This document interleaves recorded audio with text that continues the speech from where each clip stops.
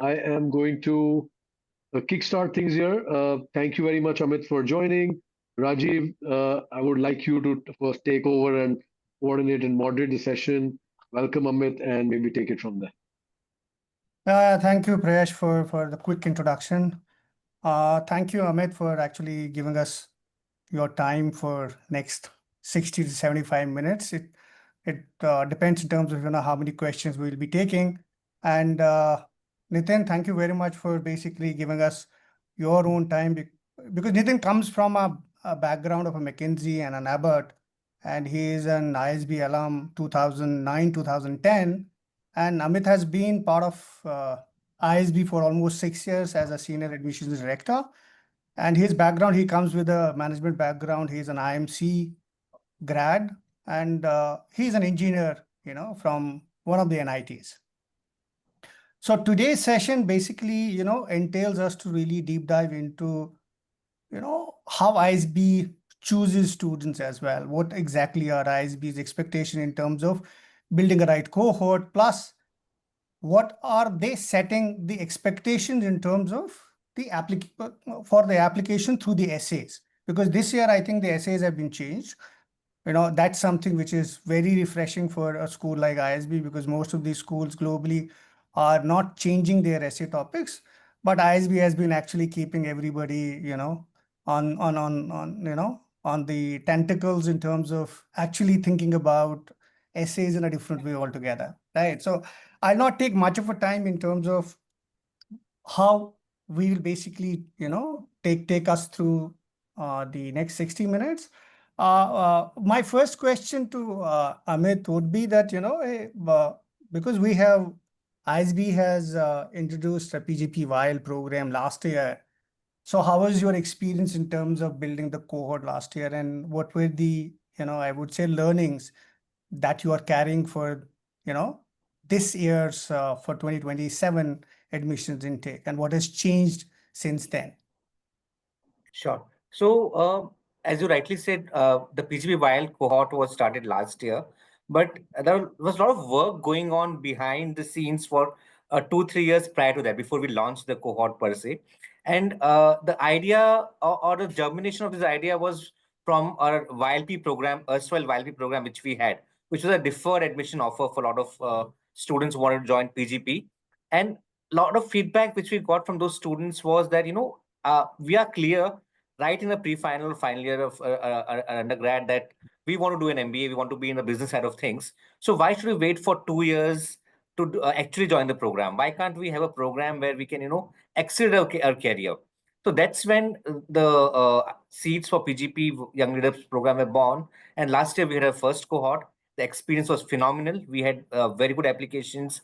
We had very good profiles. We had very good interactions with a lot of candidates in terms of the interviews and so on and so forth. And finally, we had around 130 candidates on the campus last year for the Hyderabad campus. And that's the number which you're going to look at for the next few years as well for the program. And the idea behind the program is very clear that PGP, we look at people who are more experienced, who want to, pivot their careers after a few years of work experience. But for PGP Young Leaders, we're looking at people who are very clear in terms of their goals right now when they're in the undergrads or when with less years of work experience and want to accelerate their careers. So that there are two distinct programs and two distinct positioning for both these programs that we have developed over the course of the year. And it continues similarly for the upcoming cycles as well. Some of the key learnings, if you were to ask me from last year, is that we looked at when we started this program, we launched a bit late in September, and we were not very sure how the program will be viewed in terms of the applicant from the people last year. But we got a phenomenal response, and accordingly, we have recalibrated our communication strategy to candidates. Last year, we were saying that look at applying to 95% and above in CAT and so on and so forth. But now the numbers are there clearly in the public domain. The range for CAT is 96.17 to 99.95, which we are looking at. And why it differs is because we follow a holistic selection process. So that's something which I can now tell very confidently to students as well, that this is what you can look at the last year's range, although, slight up and downs are still possible from last year. Oh, Sorry to fantastic. interrupt, Amit sir. Can you please repeat the percentile range? So 96.17 to 99.95 is the range for CAT, Got and 99.1 is the median. So median score is 99.1 for the CAT percentiles. got it.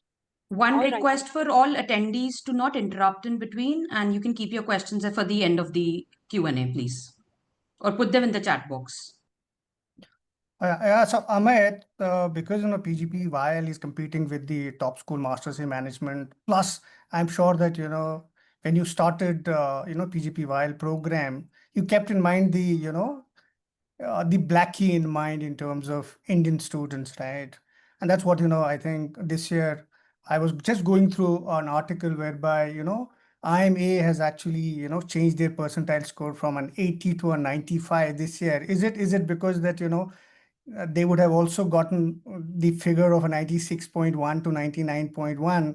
So primarily they might also be losing, some of the best brains to YL. I mean, it's difficult to say what's going on in other B schools' mind, but we have been very clear. If I have to give our philosophy, we've been very clear in terms of a selection criteria. We'll not look at just one parameter alone. That's not a criteria for us. We look at a multiple criteria, parameters, club them all together, and cutoff happens on the overall profile score of the candidate, rather than we have a cutoff on a CADS or we have a cutoff on CAD first. No, that's not a criteria. So what this does to candidates is, even if you have lower scores in one area, let's say test scores or in a CADS, but if you can cover up in other areas, you still have a shot at ISB through an interview and through interactions that you have with us. So make sure that you balance your profile. I cannot comment right now on other B schools how they're looking at it right now, but yes, that's been our philosophy to make it a more balanced and holistic for our applicants. Tell me one thing. I think, Amit, I think the entire audience, even including me, I am actually looking at something in terms of what exactly is ISB thinking about the next few years, because, the dynamics, the corporate dynamics are actually changing, and it's primarily a 10 to 12 month program, because most of the people get, their, I would say, jobs by December. So how do you see, ISB changing in the next few years? What has changed in the last few years, and how do you envision that, ISB changing and actually reflecting on what is changing in the industry as well?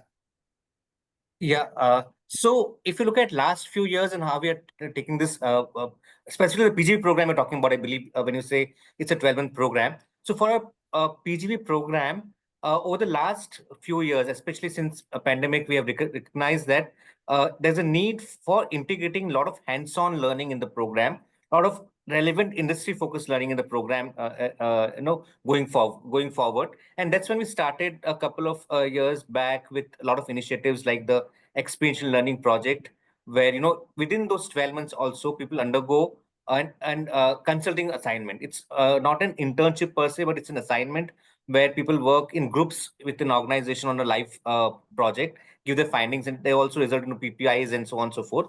Now, this year onwards, the experiential learning project is made mandatory for all the students to be part of. Earlier, it was not a mandatory. There are a lot of study tracks incorporated in the last few years to various locations in India and abroad. So we have had study tracks in Europe, in Singapore, and in India as well, for students who are interested in particular things like entrepreneurship or operations ecosystem in Singapore, or or let's say manufacturing environment in Southeast Asia. So we have had small focused study groups in those areas. That's one of the initiatives that we have had. And then another very important initiative that we have brought in the last year or so is the concept of block weeks. Now we already have a faculty which is spread or drawn from global B schools worldwide.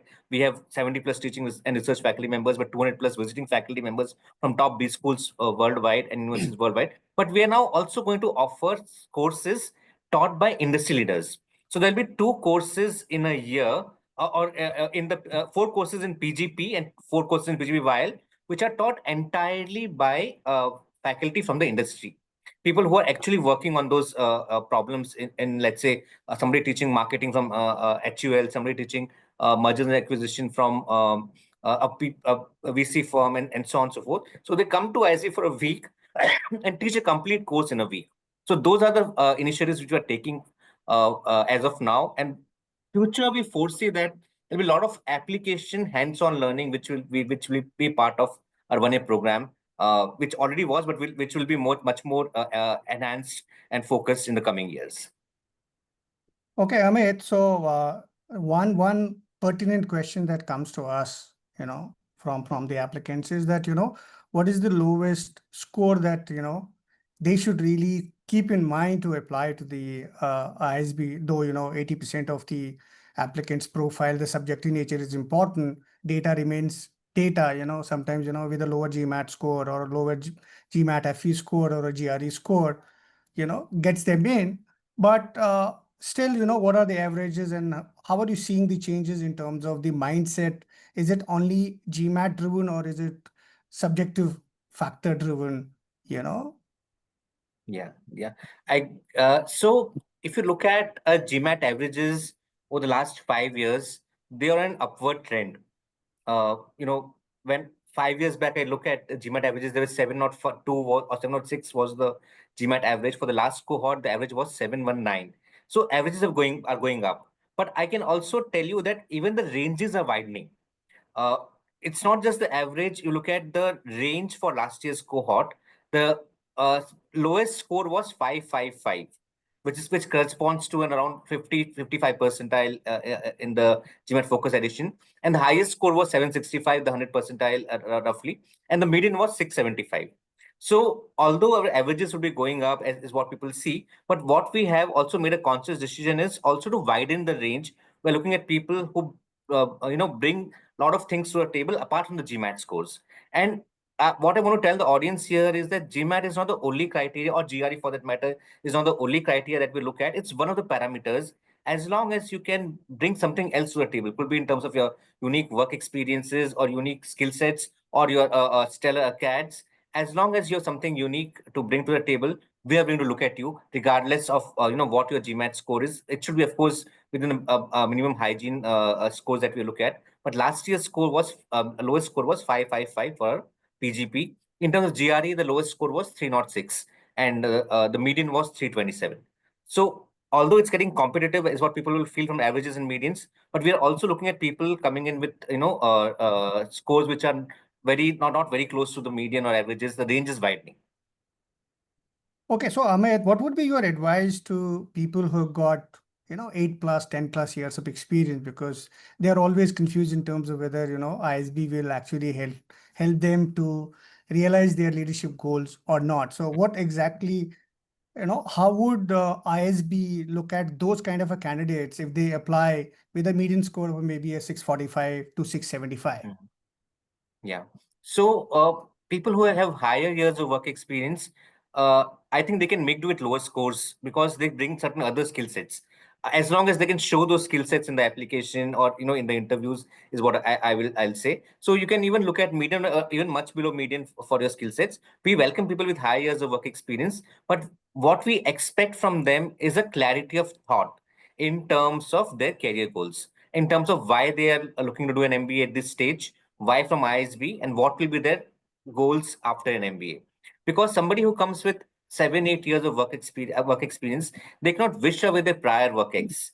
They have certain skill sets which will be transferable to other areas, of course, but that thought process is what you need to be thorough with. And when you come for interactions with us, because somebody who comes with 2-3 years of work experience, they can still look at a lot of other industries. Their prior work experience may not kind of make them ineligible for certain roles and so on and so forth. So I'll say people with high years of work experience come with a lot of clarity in terms of your goals, in terms of your aspirations. That's something we'll look at for you. And we have around 60 to 70 people with higher than 8 to 9 years of work every year, and all of them get placed because they are part of what we call Senior Executives Club.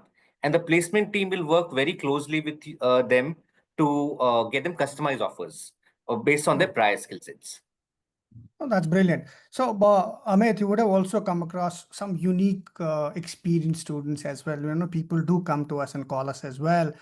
that, they had been actually, they had spent a lot of time in preparing for civil services, and they have cleared, the one of the exam, and they got stuck in some of the exams. And now that, they don't really have so many years of experience, right?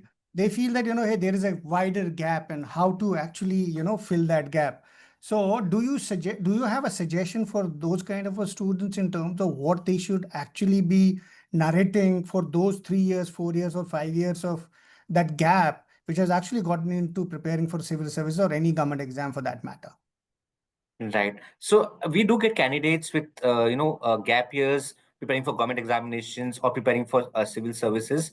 Now, as long as you are eligible with 2 years of work experience, either before your preparation or after preparation, you're fine in terms of applying.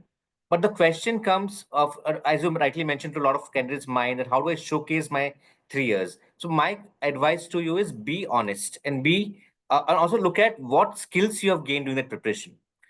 You have prepared for 3 years and prepared with some passion, some rigor, and studied certain courses or certain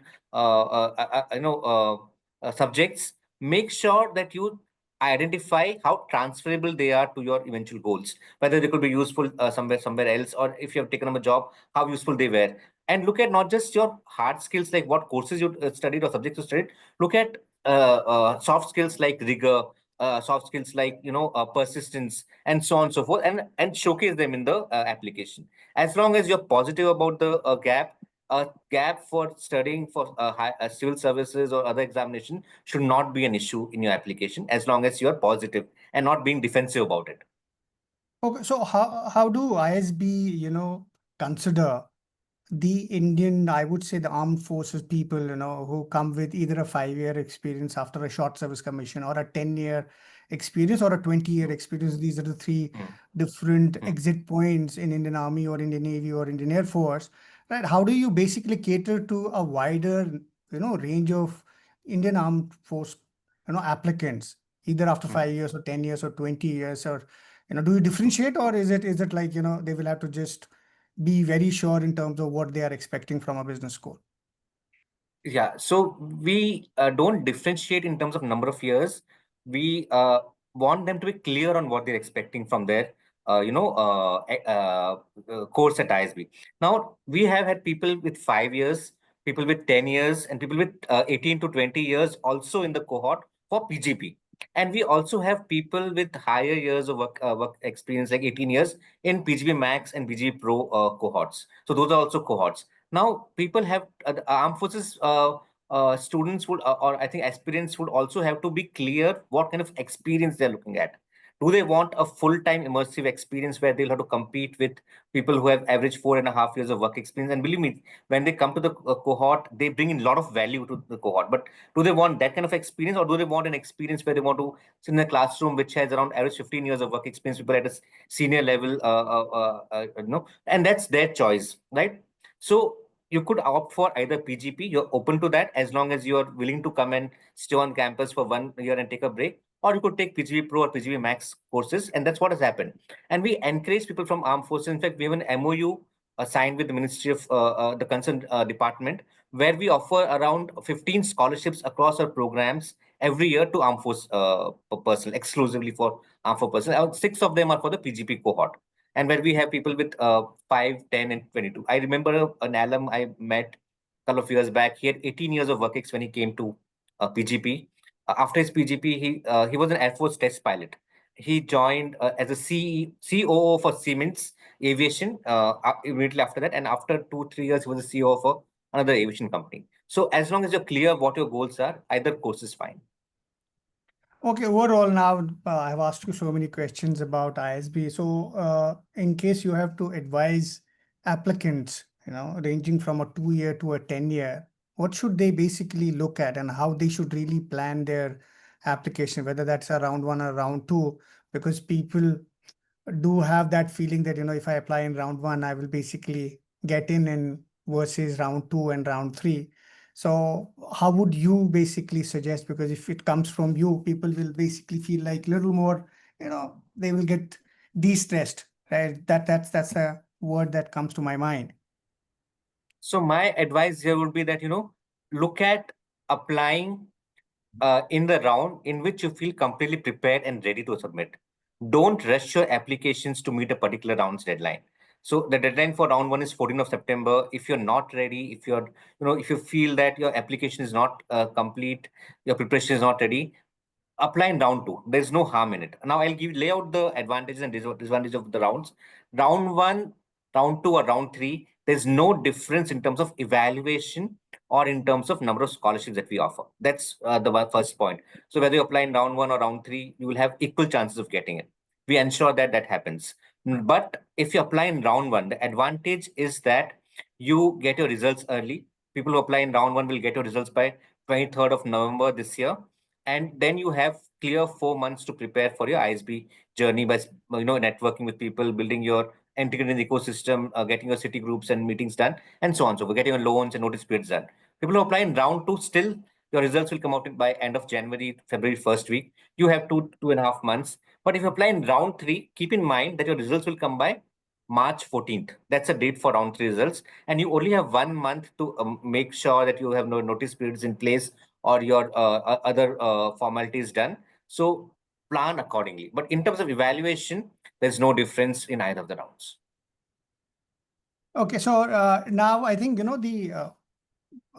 some questions towards the application, because this year, one of the two questions have been changed, one, the optional one and the first one, which is basically on the leadership, right? So so first is that, hey, unique experiences have shaped who you are, and what have these experiences taught you about leadership and a kind of a leader you aspire to be, right? So what is the kind of an intention behind this kind of a question? Because someone who is 2-year-old in the industry would get really, I would say so, he would basically be doubtful on his or her profile in terms of what to write to answer this kind of a question, because what kind of a leader you want to see yourself, but what experience so you already have, which have actually framed your leadership quotient, right? So it's a question, and most of the people do get confused. So what is that you feel like, there are expectation from an ISB for this kind of a question or an essay prompt is? See, here we are for both the essays. Actually, I would say we're looking at getting knowing you personally and how what kind of maturity and what kind of clarity of thought you bring to the table. Now, this essay we are trying to test your introspection skills in terms of your leadership quotient, as it's mentioned in the essay. So it could be anything in terms of your personal, in terms of your professional experiences. We just want to understand what kind of experiences have shaped you and how clearly you're able to articulate that in terms of your interview as well. So I will say look at it both from a point of view of personal lens as well as a professional lens. If you're somebody who has less than 2 years of work experience or 2 years of work experience or slightly thereabouts, you can also go back and look at your personal experiences that has shaped your thought process. So that's what we're looking at in this particular essay. So you are suggesting that they can go back to their undergrad and see that, Yes, yes, definitely. where they have led teams, in an extracurricular Yes. or a project or an internship Yeah. as well. So they can bring Exactly. those kind of experiences as well in terms of Exactly. knowing their leadership and how they have actually behaved in a different Yeah. situation, maybe a challenging one to really state.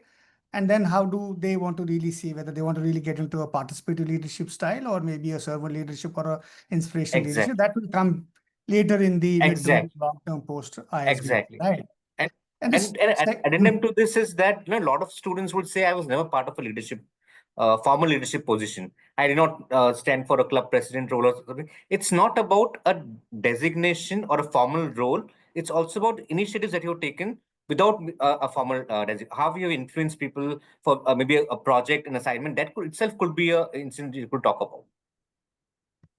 yeah. And the second question, Amit, I think ISB is actually focusing more on your intellectual experiences.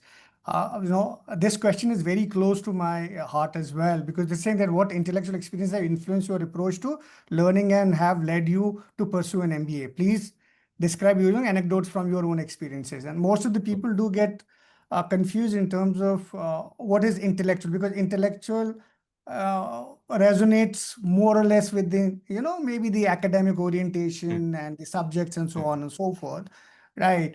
But I believe that, hey, the intellectual experiences could be your, you being functionally evolving yourself as well, and how those have actually, Exactly. sometimes you get stuck during the challenging experiences as well, where you feel like, hey, I went back to my leader, and he actually, saw that problem statement through a different lens altogether, and he gave me a different approach or data sets to, apply in such situations, is something whereby, there is a realization and a motivation for that.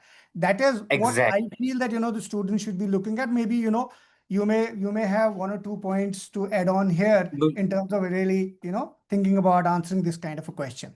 no, you are absolutely spot on, in terms of your what you described, how to approach this essay. Now, if I were to talk in very simple terms, the core of this essay is in terms of, why you want to do an MBA, essentially. There are a lot of people, even now in this age, when we interview people, say, I always wanted to do an MBA. It was my childhood dream.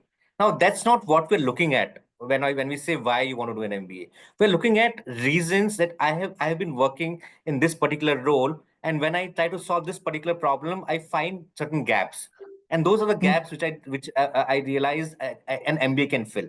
So those are the kind of answers we're looking at. That's what we pointed out. So attempt this question from that particular lens, and always, see, it's not MBA is not a mountain to be conquered. It's something which is a tool to achieve your goals and realize your ambitions. So look at it from that particular perspective. That's what this essay essentially talks about. Absolutely, Amit. And the third question also basically confuses the student as well, right? And confuses most of the people who are actually mentoring students as well. Even you might really find students coming to you and asking that, hey, third question also ask about, share with us any intellectual pursuits, unique perspectives and experiences that you pursued that have shaped your worldview. Now here it's talking about the worldview, and it's optional as well. Sometimes people feel like, I have set the context and the premise in my second question. How do I basically pick up on certain things? Mm. I'm talking about people who have limited years of experience, 2 to 4 years of experience. They Mm. don't really have much of a meat in their experiences, looking at what Indian experiences really, allow you to do in that particular period of time, right, from your undergrad. Right. So, what do you basically suggest a student to really, go back and harp on some of these intellectual pursuits or unique perspectives or experiences that have pursued your? So, is it that, someone can actually go back to some of the conversations as well with people who had been intellectually stimulating as well at times, which can be, out of your context, what you're doing in terms of what you're doing on a role, and you really talk about those kind of a pursuit and how that was shaped your worldview towards that particular, because everything that we do is we're working on, we are solutioning the problem statement, whether it is you or me or Exactly. somebody else. So Exactly. do you suggest people to really think it on that paradigm as well, in terms of the conversations which are, out of their own experiences, the professional experiences, right? Can they really come up with those kind of an experiences as well, or anecdotal Oh, expressions? absolutely, absolutely. And I believe this question is an expanded version of beyond profession. How what kind of conversations you have with people, what kind of passions you pursue, what are you passionate about, right? That's an expanded version of this question is that. So we can definitely have conversations. It could be your hobbies. It could be your, if somebody's a cricketer. Or we have a lot of cricketers or badminton players over last year. How has their worldview been shaped by the passion that they've pursued? It could be a lot of things. So it's not just hobbies or conversations. It could go beyond what you essentially are passionate about, is what my take would be. Okay, okay. So have you so that I'll give you one case study. I think, this is a kind of a question which comes to me every now and then, and it has basically been floating this question has been floating from last 10 years. People come to me and ask me that, hey, if I got a 3 year, 4 year, 5 years of experience, and there is another 5, 6 similar students, almost you can't really, compare even on the data points. There is a, one Hmm. pointer here and there. So how do you differentiate? And their experiences are looking like the same, they are sounding like the same. So how do ISB, see those candidates? And is it that they give, acceptances to all in terms of the interview invites, or they basically reject few and accept few? What is the kind of data sets that you look at, from an admission standpoint? So what I can tell you is that every application is unique, and every application is reviewed in that sense and graded accordingly for the profile score. Now, once that score is then in place, and as you mentioned that there is a high possibility that 5 or 6 students are similar, in all characteristics, even in terms of scores, they are similar. Now, in that case, we are not looking at people individually. We don't say, okay, we'll take out of this 5, we'll take 2 and the 3 we cannot because we only can take 2 in the particular period. No, what happens is once the scores are in place, individual scores are in place, all clubbed together, and then we have cutoff on the overall on the scores for interview calls. And within that cutoff, anybody who falls in that cutoff will be called for interview. We don't know whether that person is X or Y or Z. It could be that all 5. So in the case that you suggest, all 5 could be called for interviews in that sense. And if the interviews are also similar, then all 5 could get offers theoretically. Right? But it's not possible that everybody over the course of the process that everybody is similar. At least in interview or at least in terms of their yes. essays, in terms of their something will differ. Absolutely, yes. Now, the two important other documents are, one is a letter of recommendation, and then, ISB uses GMAT common LOR, right? Except for the reason that, hey, all your questions are a 500 worder. Most of the people come and ask me that, hey, how many words should be optimum for the second and third question? Because fourth is an additional and first is, in what context you're a student, right? So people try to, sometimes, people try to push their recommenders to write so much, right? And in that pursuit, what is there, they start repeating themselves, right? Because, what they say in the first definitely, coincides in the second, because second is something where it's a comparison, right? So what is the kind of word limit that you're looking for second and third question, which is a constructive feedback and a comparison? First is, I feel that, I tell my students that, hey, it should not be more than 50 to 75 words for the first question, because you got so much to really write about in the second one, because there is an anecdotal expression to also, connect, because quote unquotes are very important. So what exactly is, or, is it a 250 word, or is it 300 word, or is it a 500 word? See, I have personally read a lot of letters of recommendations and graded them as well, per se. And the best ones are ones which, capture your attention in terms of readability, in terms of the things that the recommenders say. So I would say the space is not, the number of words is not at all a criteria. Some of the best ones I've read are very small, but they're very succinct. They clearly capture what they are trying to say. There's some long ones also, but then if they have anecdotes, if they tell you more about the candidate, they are worthwhile to read. But definitely don't make it longer just to meet the word limit.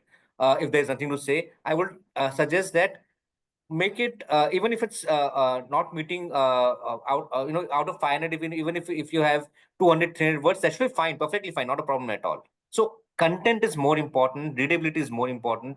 In making the content interesting for the reviewers to read is more important rather than meeting the word limit. We're not going to count your paragraphs to grade you. We're actually going to read it and then give you grades. Fantastic. So the last document, which is a very important document, that's a CV, right? And ISB, suggests students to really pick their own, format, right? And sometimes, people who have got more number of years of experience and who have actually been, butterflies, 6 months here, 2 years here, 3 years here, 2 years here, right? So they are not able to, keep everything in a one pager, right? Because you are asking about so many other aspects, right? From a pro bono to, accomplishments to experience, right? So is it mandatory to use ISB's format, or any other format is also okay? Or can a one pager go to a 2 pager as well? It's mandatory to use the ISB's format, but it can go to 2 pages also. That's perfectly okay. I mean, you can make it 2 pages, try and keep it to 1 page. Now, I'll tell you what's the purpose of the CV in the whole process. We started asking for CV just from last year onwards, and the CV goes to the reviewers and the interviewers in advance of the interview, and it's a snapshot of your overall application per se. All the other things also go. Now, in the interview process, the interviewers do a qualitative evaluation. They don't do a quantitative evaluation. So interviewers don't know your academic scores. They don't know your undergrad CGPAs. They don't know your GMAT or GRE scores. They don't know your salaries and such. But they'll know everything else about your profile, your essays, your work experience, your where you studied, what school you went to, and that's what they're supposed to ask you questions from. So CV is a snapshot of that. So I'll suggest to candidates, when you make your CV, try and stick to the format ISB gives you. You can make it 2 pages, but a strict no for the CV is no quantitative parameters. You don't write your GMAT scores, you don't write your salaries, you don't write your score, your GMAT or GRE scores, and no phone numbers at all in the CV. That's the thing to keep in mind. If you enter any of these things, then it will be flagged by the system, and you will receive a email to update the same again after the application. Until that time, your application will be on hold. So it may delay your interview process in the meantime. Okay, tell me one more thing that, people do ask me about, on the day of an interview, right? So there is some writing exercise being asked to do. What is the purpose behind that? Is it just to make them, not get frustrated for the time that, No. for their wait time, or what? No. It's actually part of the process. So essays, we encourage people to write at their own leisure, to take the essays in the application. That's more from the content point of view.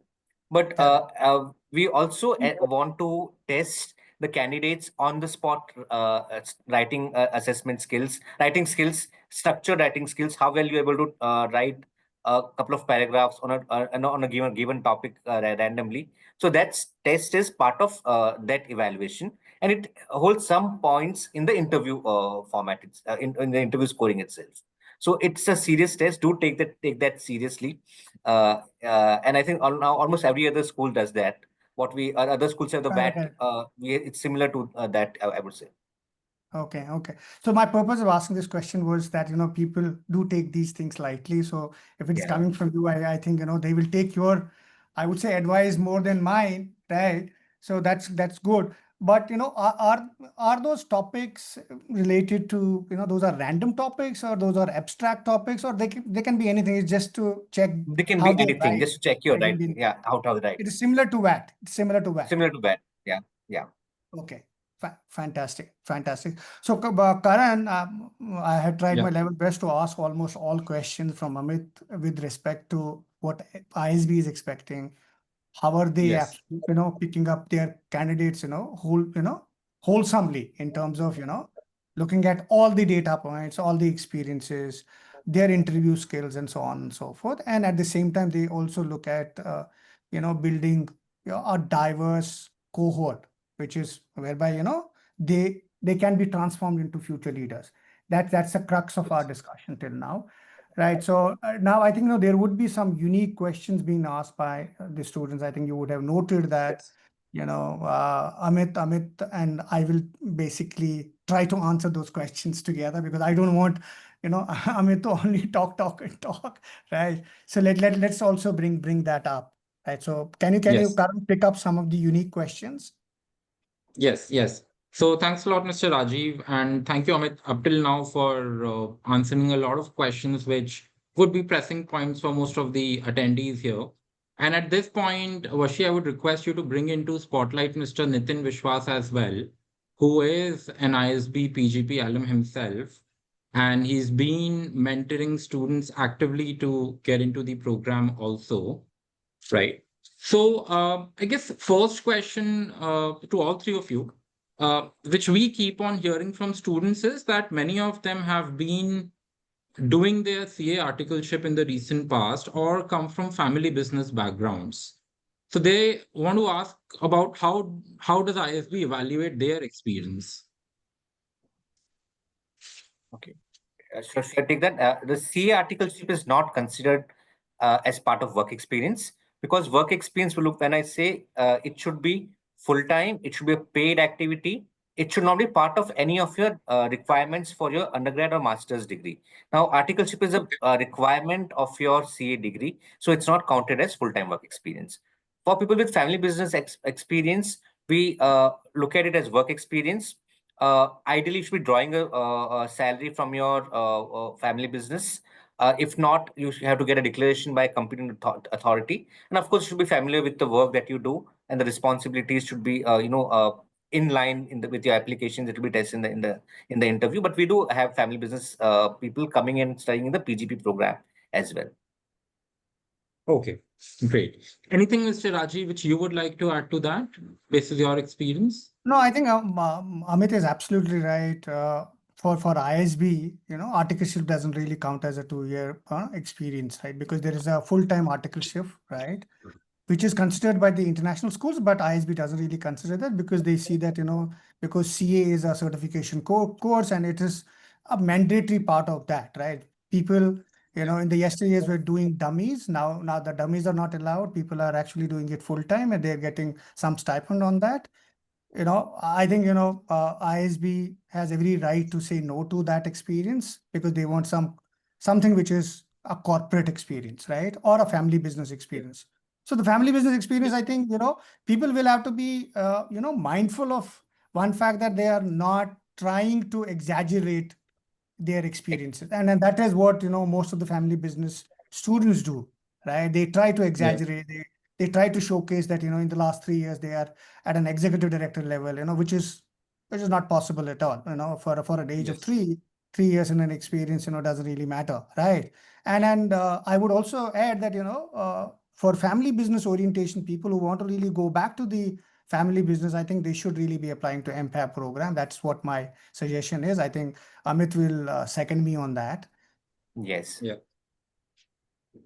Okay, great. Thanks. So I can see Mr. Nitin in spotlight. So Nitin, the next question maybe is for you. So you've been out of the ISB, you graduated from ISB around about 15 years back. And you have been, you are on the board of a very popular new ISB program as well, right? So basis your experience of mentoring students get into the program, could you quickly highlight what kind of common mistakes students make, which probably you would like the future applicants to try and avoid? The first thing I've actually noticed is people try to only talk about good stuff, right? I think I've generally, like, for example, we've all gone through a post-COVID era, and there was almost every organization is guilty of having overhired staff and then realize that you don't need so many. And what typically then tends to happen is someone gets laid off, and because you got laid off, it doesn't mean that you suck at your work. I mean, pardon French. And so I think it's a function of strategy of an organization that you just found yourself on the receiving end. Please don't try and sugarcoat or try and find a way to dodge it. I think the admissions committee here, Amit and all of us, I mean, I have been a part of the admissions process long back at ISB. I used to actively participate in that. It's very easy to see through it. And so my genuine request to people, especially when you're writing your application or for that matter, sitting in an interview is come clean, be very honest, be very open about it. I come from a generation where being laid off was a big deal, right? But today's generation, it's a bit of a higher emphasis system. It's not taken as a negative mark. Amit, correct me if I'm wrong here. But I honestly think, yeah, please be honest about it. I think what's taken as a negative is if you're trying to dodge it, if you're trying to sugarcoat it, it doesn't look nice. So I think that's the very, very big thing I've noticed a lot of students avoiding. And the other thing is, feel free, even in the first essay of ISB, I've been talking to a few students here as well, and please feel free to build off your extracurriculars. When you talk about leadership, you don't necessarily need to talk about leadership at work. I think Amit already has covered that succinctly, but if you've done something outside of work and you can find a way to connect that to how it's made you a better leader, perhaps at your corporate role, please go ahead and highlight that. Don't make the essay boring. I think Amit would vouch for it. You want interesting people and interesting essays. I think these are two highlighted that I would like to talk about. Beyond that, I think these are the two big ones. Great, great. Thank you, Mr. Nitin. So one thing again, over the last 2, 3 years, we've been getting as queries from students is how does ISB look at essays wherein students have taken the help of generative AI, your chat GPTs, your perplexities to draft the final essay. So Amit, what are your comments on that? Should students be avoiding that? What would you say to that? So one of the main purpose of the essay is for the essay to be talking points in your interview. So your whatever you write in your essay, a lot of follow-on questions are expected in the interview from the panel. The panel will definitely read your essays and they're going to deep dive into them. So make sure whatever you write is your own version of your essays, own thoughts, own experiences. But having said that, we don't mind you using tools like Grammarly or even others to maybe fine tune your grammar, spell checks, or even if to paraphrase. That's perfectly okay as long as whatever the content is your own. But that's more important because that will be discussed in depth in the interviews. So be mindful of that. Don't draft a content or generate a content is what I'll suggest, because otherwise you won't be able to justify that in the interview. Great. Mr. Rajiv, I mean, you've been working with a lot of students over the last 25 years. So what is your experience there, which you would like to pass Yeah, I on? had. Yeah, last 2 years have been absolutely tough because of the chat GPT. People feel like, hey, we'll basically get the content from a chat GPT and that chat GPT because it's all structured, it is so flowery. You can now figure out, the kind of usage of the vocabulary being used by chat GPT. Right. So I do tell every student that, hey, first is frame up your own stories, pick up the, nuggets from your, experiences, the journeys, and put them across and try to really answer the guidelines given in a question, because those are very important, because you can't really go, beyond that. You just have to answer that question. And it has to be in a absolutely simple language, which is, which is not transactional, which is transitional in nature, whereby the reader, for example, Amit is a reader, Nitin is a reader, they find that, hey, there is something in this student's life, we should basically pick him up at least for an interview, so that, we can actually harp on these, journey points and, expected answers, which are absolutely what students have done. So don't doctor anything.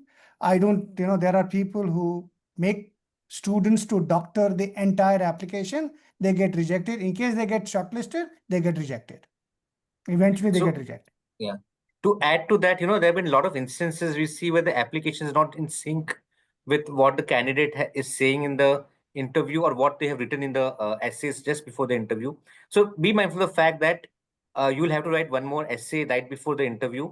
And also you'll have to talk and elaborate on your points in the interview. So if it's not in sync, your conversation and the essays, it will be an issue, in my opinion. The panel may feel that you are not being authentic. So even when you go to paraphrase your application, the language, be mindful of the fact that it should be your language.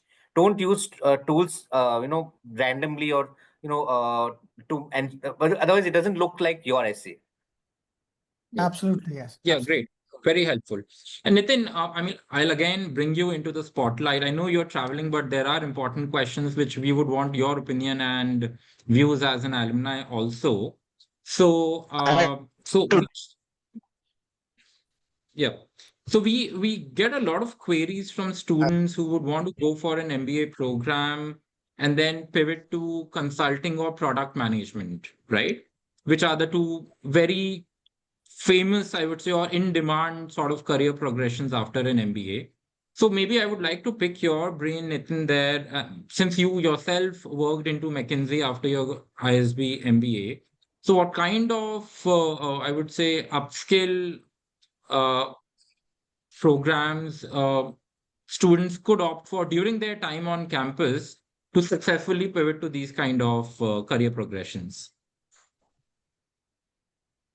Nitin, can you hear us? See, I don't know if I'm still audible. My network's a little bad. I know. Can you hear me right now? Let me take this Yes, question yes, in we can maybe hear you. 5 minutes. The network's going to be better Yeah, in that's 5 okay. minutes.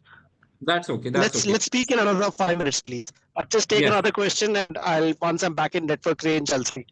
Yes. Yeah, Nitin, so can I take a shot on it? Yes, So please, Mr. Rajiv. Karan, I'll Go take a shot on it, and I think, in case I go a little haywire here and there, Amit can actually barge in.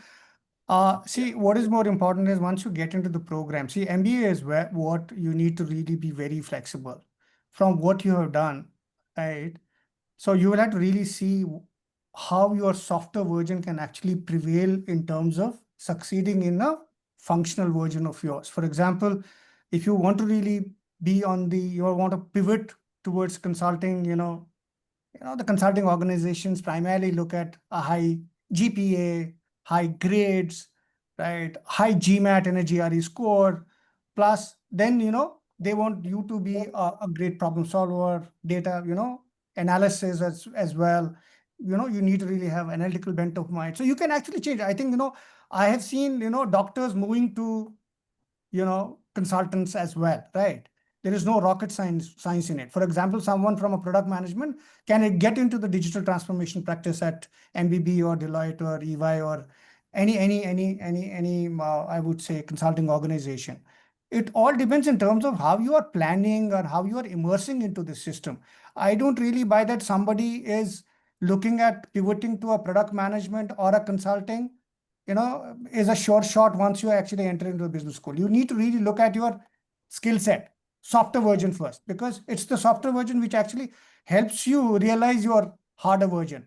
Because if you want to really become a marketer, your software version has to be entirely different. If you want to really be on the product management side or program management side or a digital transformation side, you need to really have a different skill set, right? So you will have to be mindful of the fact, be wary of it. You have to self-introspect in terms of what you bring to the table.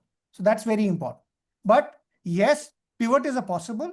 In a 1-year program, definitely pivot is little difficult. In a 2-year program, pivot is easy because you can actually choose your electives, you can choose your internship, and you can actually plan your next step into that industry and that function as well. Great. Mr. Amit, anything which you would like to add to that? No, I think you have captured it very well. I think that's more or less my thoughts as well. Great. So one more question we keep on hearing from aspirants is, Mr. Amit, maybe this is more for you, that there are reapplicants also every year applying to the PGP, right? So what should they be clear about in their reapplication to, have a strong chance the next time? Yeah. So we do not treat reapplicants differently from a fresh applicant. The only difference in your application is there's one more essay which talks about what has changed in your profile since the last time you applied. And that essay is something which is not graded per se, but it is more for the panel to know in terms of the efforts that you've made over the last few months, or any changes that have happened to your profile, which you want to talk about. And that's a big plus for you because that gives you an additional space to mention your more recent achievements. So that's the only difference that there is to reapplicants. Otherwise, there's no harm in being a reapplicant. In fact, we see a lot of reapplicants every year, and a lot of them make it after a couple of attempts. I think after a attempt, because a lot of you, and we also give feedback to reapplicants. So in case you are a reapplicant, make sure that you're aware of where you faltered. Most of you will know it yourself, but some of you may be having misconceptions. Some of you will say, "Oh, I faltered because my GMAT was low." But then when you reach out to us and we give you feedback, you realize it's not a GMAT. Maybe your interviews was not well, or maybe your work was on the lower side. So be aware of your skill sets and try to overcome that, is what I would say. Great. Karan, I would want to really add one. Karan, I would want to really add one more fresher perspective to that. For every reapplicant, sometimes, while you are applying for the first time, you may not be able to set your goals right because you're not aware about what exactly sells, and somebody has told you to really sell a story or build a perspective and connect it with that kind of a story. Sometimes, you're not able to, capture that vision properly, and then you realize in 1 year's time that, hey, my goals were not right. Either I have to really put that across in the reapplicant essay and then corroborate the same during the interview as well. And ISB is not harsh in terms of you telling them the truth. They would not really reject you again if you are telling them the truth, and you're, it's a learning. Application is a learning. In case you get reject, rejected this year doesn't mean that, you are not accepted next year. You will get rejected again, right? Sometimes people do advise students that, don't apply. At least give a space for 1 year and then apply. No. It doesn't work like that. That would be my additional, advice in terms of also talking about it. And then you have time, you can showcase what you have actually added into your repertoire as a project, additional project or a unique project, or maybe, a GRE or GMAT, more the merrier. If you have a better GMAT or a GRE score, that adds on to your, one data point again. Yes, very insightful. Thank you, Mr. Karan, I'm Rajiv. back. So In case there's a question, let me know. Yes, we'll come to you. So one more question, which we received from a lot of students. Amit, from an admission committee perspective, you might be able to give a better view on that. That they're very confused about the weightages across the various parts of the evaluation, right? So, I mean, do you have some numbers for students to get an idea about weightages across the GMAT score, across their essays, interviews, and other parts? Unfortunately, we don't, reveal the weightages publicly. But what I can say is that none of them is very high, none of them is very low.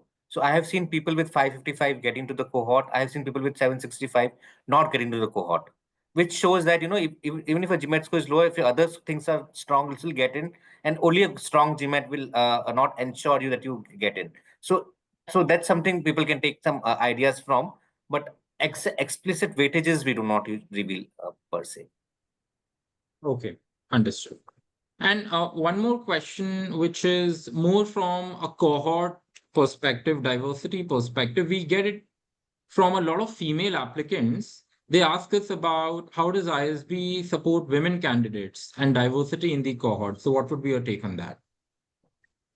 So there's, in terms of the current numbers, if I have to talk, we have 47% of our students are women students in the cohort currently, and which I think is among the best, in the top schools currently in India, if you look at comparable schools, and that's looking at the strength of 820 people in the cohort.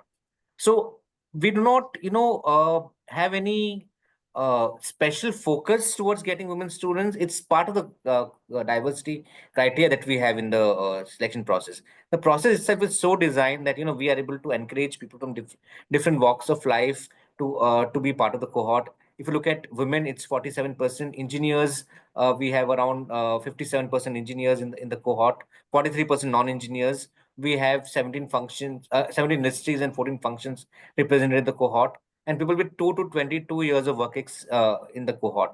So that's all because of the unique process that we have, but we do not have any quotas or any such things for any particular group of people, whether it's engineers, non-engineers, or any particular industry, and so and so, or women for that matter. Great. So another question, this is more for the PGP-YL rather than a PGP, because that's a newer program and students are very curious about that program as well. So the questions which we are getting in the chat also is, since the first batch is going on, right, for PGP-YL. So what is your take on the kind of excitement which the recruiters have about that program? What kind of career opportunities, internship opportunities students getting from that program? Yeah, so all our traditional recruiters are on board for the 2-year program, as well for the internships as well. And in fact, we did a lot of market research and a lot of interaction with the recruiters before launching this program. Now the internships for the 2-year programs will start in October. This couple of months away. Already companies are coming in for the pre-placement talks, and all our top recruiters are part of those talks, including the newer ones as well. So I'll not want to dwell too much into the organizations. Will have the data soon, maybe in October for those bunch of students. But we are getting very good response for the internships for this batch of people as well. And it's a smaller batch right now, 130 people. So a lot of response for them, I would say. Good response for them. So Amit, would it remain same 130 for this year as well? It will remain around that. We're looking at around 140 is a base number. It could go slightly higher, slightly lower, depending on the kind of candidates we get. So 130 to 150 is the range. Okay. Got it. Great. So, Nitin, can you hear us? Are you in a better network area now? Yeah, much better. Please go ahead. Great. So one question which probably so viewers would want to get an answer to from you as an ISB alum would be, you know that the current economic scenario is not that great, and many of the students are worried about taking that MBA plunge this time. So what do you think? How active is ISB's alumni network in helping their peers get the right kind of job opportunities in this scenario?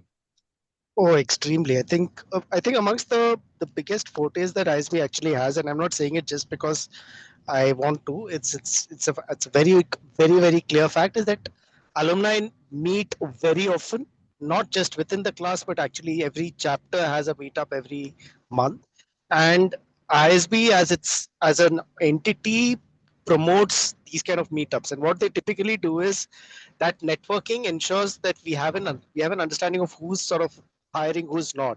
And the ISB alumni network is constantly tapped on a regular basis to see if there are openings in their respective organizations. Having said that, I think as a guy who graduated right at the peak of the Lehman collapse, you can be rest assured if you're coming out of a college that is good, there is a high likelihood that you will be picked up either through the formal recruitment process, but also from the informal process. But don't join ISB thinking that it's a recruitment. It's not. It's a college. Found jobs through the placement committee, and people who have found jobs outside the placement committee have done equally well if you take the 15-year horizon. So that's sort of, it's a very abstract answer, but it's the fact. The alumni community is extremely glued in, and we are aware of when let's say admissions is not admissions, when the place is slightly struggling to place a few students, we are immediately, we're cold called at time. Not about this at all. And Amit, anything from your side to add on that question? So again, I would say the placements at ISB differ in the sense that we have a professional placement team where we ensure it's not student and where we have continuity in our relationship with recruiters year on year. It's the same team which works out of 4 offices in India and abroad, and which ensure that you get stellar placements year on year. But again, I'll reiterate the point made that no, ISB is not a recruit placement Agency, yeah. agency. It's a school where much more than placement happens. A lot of learning which goes on, a lot of long term ROI is what you should look at from a school like ISB, not just ISB, other comparable schools as well. But it's what you should look at. Great, thanks. So we are already 5 minutes over the closing time. So Mr. Rajiv, I'll probably pass on the mic to you. One last question, Amit, as a concluding question basis the chats which I'm seeing. Many students are still wanting to hear from you the average test scores across the PGP-YL and across the PGP. So if you could probably summarize that, and then we'll pass on the mic to Mr. Rajiv. Sure. So for PGP, the average GMAT was 669. The median GMAT was 675. The range was 555 to 765. For while we had similar median scores for the focus edition, but the range was a lot tighter. We had people with 625 onwards getting in the cohort. For CAT, 96.1 to 99.95 with median of 99.1. And for GRE, Okay. we had again the tighter range for while 320 onwards people were in play. For PGP, 306 onwards people were in play. Got it. So yeah, Mr. Rajiv, over to you for the closing lines, and then we'll wrap up the session. Thank you, Karan. Thank you, Karan. I think, the questions we have tried our level best to ask every question, and the students also did ask some good questions. Thank you very much, Amit, for your time. And thank you very much, Nitin, for your stay on the call as well, even when you were driving or you were traveling. I would request each one of the participant, in case your questions were not addressed, there would be a Google sheet whereby you can actually ask us questions and we'll be happy to answer those questions, whether you require that assistance from us or in case you want to really reach out to the Amit as well. So he has mentioned his, you can reach to pgp@isb.edu, I think, and can actually ask any question for that matter, right? I wish all the best for the applicants who are applying for the round one, and don't get disheartened that you are not applying in round one. So there is a round two also coming your way, which is in early December. I think you should be prepping for that with all the advices that Amit has actually given. Thank you, Amit, again, and good night. Yeah. Thank you, Rajiv. Thank you, Nitin. Thank you, Karan. Thank you. And Thank you all all. the best to And everyone, we will be sharing the recording of this session on your email IDs. So check out your emails also. Thank you so much. Thanks, Bye. Karan. Thank you, Amit, again. Thanks a ton. Okay. Bye.